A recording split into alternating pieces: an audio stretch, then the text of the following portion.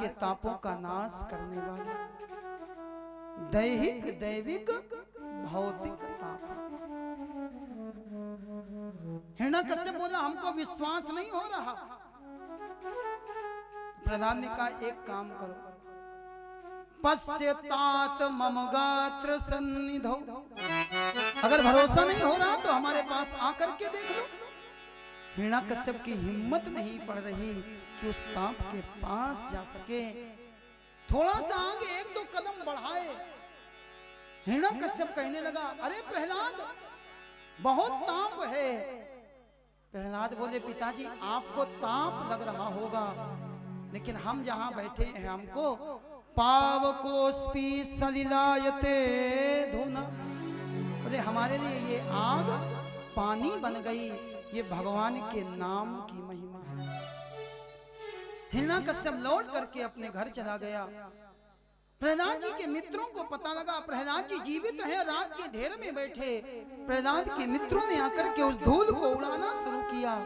जिस दिन धूल को उड़ाया उस दिन का नाम पड़ गया धुलेहड़ी, जिसको हम लोग होली के रूप में मनाते हैं। प्रहलाद जी निकल करके आए, सबने प्रहलाद जी का बहुत स्वागत किया। पूरे दिन प्रहलाद जी नगर में घूमे और शाम का समय है। प्रहलाद जी अपने महल में जा रहे थे, बीच देहरी पर हिरण्यकश्यप मिल गया। प्रहलाद तुम जिस भगवान के नाम के दीवाने हो, भगवान है कहां? प्रहलाद ने मुस्कुरा करके कहा पिताजी यही तो मैं कह रहा हूं, मेरा भगवान कहां नहीं है। आप पूछ रहे हो कहां है और मैं कहता हूं कहां नहीं है। अणु अणुयान महतो महीयान, छोटे से छोटे अणु में और बड़े से बड़े परमाणु में मेरे परमात्मा की ही सत्ता है। हिरण्यकश्यप बोला फिर अगर भगवान है तो दिखाई क्यों नहीं पड़ रहा? आपने लकड़ी देखी होगी, लकड़ी के अंदर आग होती है और साधारण लकड़ी नहीं, चंदन की ठंडी लकड़ी, शीतल लकड़ी। लेकिन प्रमाण मिलता है कि अगर चंदन की लकड़ी को भी रगड़ा जाए, अतिशय रगड़ करे जो कोई, अनल प्रगट चंदन ते होई, चंदन की लकड़ी से भी आग निकल सकती। मतलब लकड़ी में आग है, लेकिन लकड़ी नहीं, लकड़ी का बुरादा लेकर के देखो आग दिखाई पड़ेगी? नहीं दिखाई पड़ेगी। प्रहलाद बोला पिताजी भगवान तो है, लेकिन भगवान दिखाई नहीं पड़ता, भगवान को प्रकट करना पड़ता। और भगवान कैसे प्रकट होता? प्रेम ते प्रकट होई मैं जाना। पिताजी भगवान प्रेम से प्रकट होता। क्रोध आ गया हिरण्यकश्यप को, तुम्हारा भगवान कहां है? प्रहलाद बोले पिताजी आप में भगवान है, मुझ में भगवान है, इस खंभे में भगवान है और आपकी इस तलवार में भी भगवान है। क्रोध में भर करके तलवार को लेकर के घुमा करके हिरण्यकश्यप ने खंभे पर प्रहार करना चाहा, और जैसे ही खंभे पर प्रहार करना चाहा, जोरदार गर्जना हुई, खंभा दो टुकड़ों में परिणित हो गया और नरसिंह भगवान का प्राकट्य हो गया। बोलिए नरसिंह भगवान की। गगन गड़गड़ानो खंभ फाटो चरचरानो होय, निकसो नर नाहर को रूप अति भयानो है। कटक कटकटावे दांत, रसन लपलपावे जीभ, अधर फर फराने व्योम व्यास जो मानो। कहत रघुनाथ को बिगर जो नरसिंह जब, प्रलय को पयोधि आज मानो सरसानो है। और नरसिंह भगवान क्रोध करते हुए प्रकट हो गए। हिरण्यकश्यप को देखा, हिरण्यकश्यप के साथ में युद्ध होने लगा। भगवान लड़ते जा रहे थे और बार बार ऊपर देखते जा रहे थे। भगवान देख रहे थे कब दिन समाप्त हो, रात्रि आ ना पावे और संध्या का समय आ जाए। भगवान ने देखा संध्या का समय हुआ, भगवान ने हिरण्यकश्यप को उठा लिया, स्वयं जाकर के भगवान बीच देहरी पर बैठ गए, हिरण्यकश्यप को अपनी गोद पर लिटा लिया।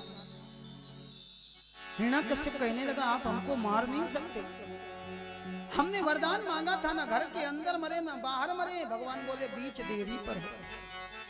हमने वरदान मांगा था, ना आकाश में मरे ना पाताल में मरे। भगवान बोले ना आकाश में हो ना पाताल में, हमारी गोद में हो। हमने वरदान मांगा था, ना किसी नर से मरे ना किसी पशु से मरे। भगवान बोले ना हम नर हैं ना हम पशु हैं, हम तो नर और पशु मिले जुले नरसिंह भगवान हैं। ये बोला हमने वरदान मांगा था, किसी अस्त्र से किसी शस्त्र से नहीं मरेंगे। भगवान ने पहने नाखून दिखाए, ये ना अस्त्र में आते हैं ना शस्त्र में आते हैं। ये बोला प्रभु फिर भी हमको मार नहीं पाओगे, क्योंकि हमने वरदान मांगा था, हम साल के 12 महीनों में न मरे। भगवान बोले हमें पहले पता था, इसीलिए हमने तुम्हारे लिए ये 13वां महीना पुरुषोत्तम मास मल मास अधिक मास का निर्माण किया है। और इतना कहकर के भगवान ने हिरण्यकश्यप का पेट अंतड़ियों तंतड़ियों को निकाल करके भगवान ने पहन लिया और भगवान क्रोध करने लगे। भगवान ने जिस समय क्रोध किया, किसी देवता की हिम्मत नहीं पड़ी कि देवता जाकर के भगवान के सामने खड़े हो जाए। देवताओं ने प्रहलाद जी को आगे कर दिया, और प्रहलाद जी को जिस समय देवताओं ने आगे किया, प्रहलाद को देखा तो मेरे भगवान का क्रोध दूर हो गया। हिरण्यकश्यप को उठा करके भूमि पर पटक दिया और प्रहलाद को भगवान ने गोद में बिठा दिया। गोद में बिठा करके भगवान प्रहलाद को प्यार करने लगे। आपने देखा होगा पशु जब अपने बच्चे को प्यार करता है तो जीभ से चाटता है, और भगवान का सर है सिंह का। आज भगवान अपनी जीभ लगा लगा करके प्रहलाद को चाटने लगे, और प्रहलाद को चाटते चाटते भगवान ने प्रहलाद को जूठा कर दिया। और भगवान ने जो जूठा कर दिया, भगवान की जो जूठन होती उसको हम क्या कहते हैं? प्रसाद। जिस समय आप बाजार से मिठाई खरीदते हो, मिठाई खरीदते समय आप क्या कहते हैं? हम इसका क्या करेंगे? बोले भगवान का भोग लगाएंगे।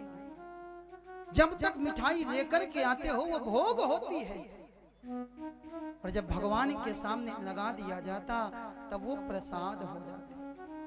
आज भगवान ने प्रहलाद को प्रसाद बना दिया। नाम जपत प्रभु कीन प्रसादु, भगत शिरोमणि भे प्रहलादु। भगवान ने आज प्रहलाद को प्रसाद बना दिया। प्रहलाद कुछ बोल पाते,